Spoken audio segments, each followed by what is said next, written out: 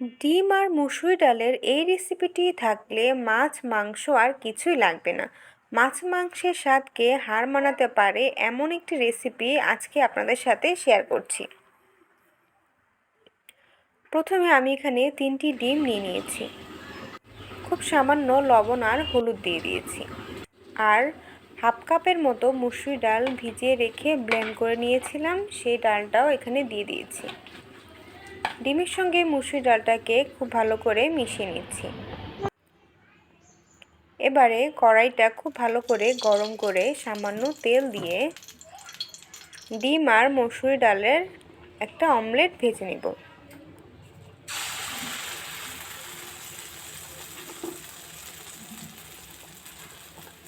একটু বড় বড় করে, একটু ভারী ভারী করেই এই অমলেটটা ভেজে নিচ্ছি।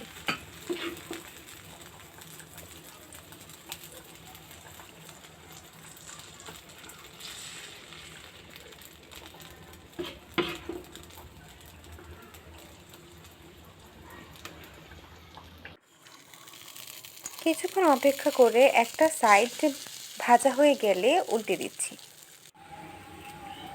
এভাবে দুইটা সাইড লাল করে ভেজে পছন্দ মতো টুকরো করে নিচ্ছি।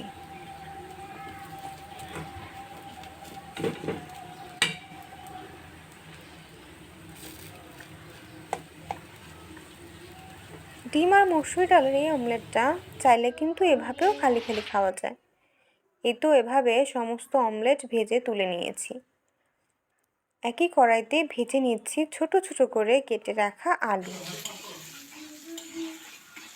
আলুটাকেও নেড়ে চেড়ে একদম লাল লাল করে ভেজে নিচ্ছি।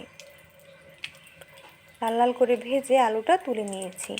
এবারে ছোট্ট এক টুকরা দারচিনি, 2টি এলাচ আর লবঙ্গের ফোড়ন দিয়ে দিয়েছি। এবারে দিয়ে দিয়েছি 2টি তেজপাতা। গরম মশলার খুব সুন্দর একটা স্মেল আসলেই দিয়ে দিব 1 মুঠ পেঁয়াজ কুচি। পেঁয়াজটাকেও নেড়ে চেড়ে একদম নরম হয়ে আসা পর্যন্ত ভেজে নিচ্ছি।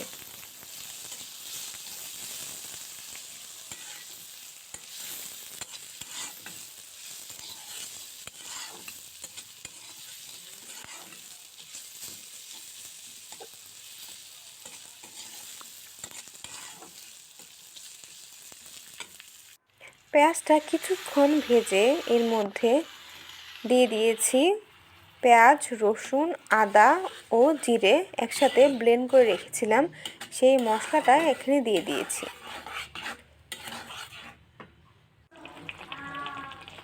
এবারে দিচ্ছি 1 চামচ হলুদ, 1 চামচ লবণ আর 1 চামচ মরিচ। মশলাটাকে ধৈর্য সহকারে কিছুক্ষণ নেড়ে চেড়ে কষিয়ে নিচ্ছি।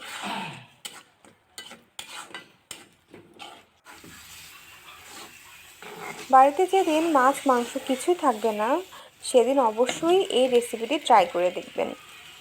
আশা করছি অনেক ভালো লাগবে।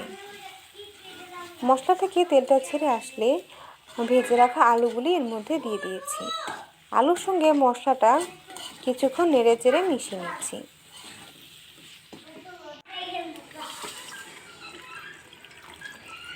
এবারে পরিমাণ মতো গরম জল দিয়ে চুলার আঁচটাকে হাই রেখে কিছুক্ষণ বলক আসা পর্যন্ত অপেক্ষা করব।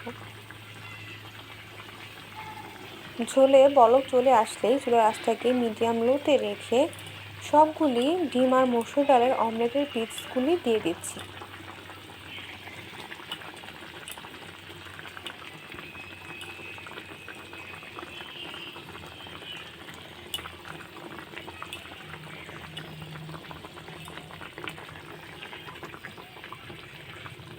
এবারে চুলার আঁচটাকে মিডিয়াম লোতে রেখে সব কিছু সিদ্ধ হয়ে আসা পর্যন্ত কিছুক্ষণ রান্না করব।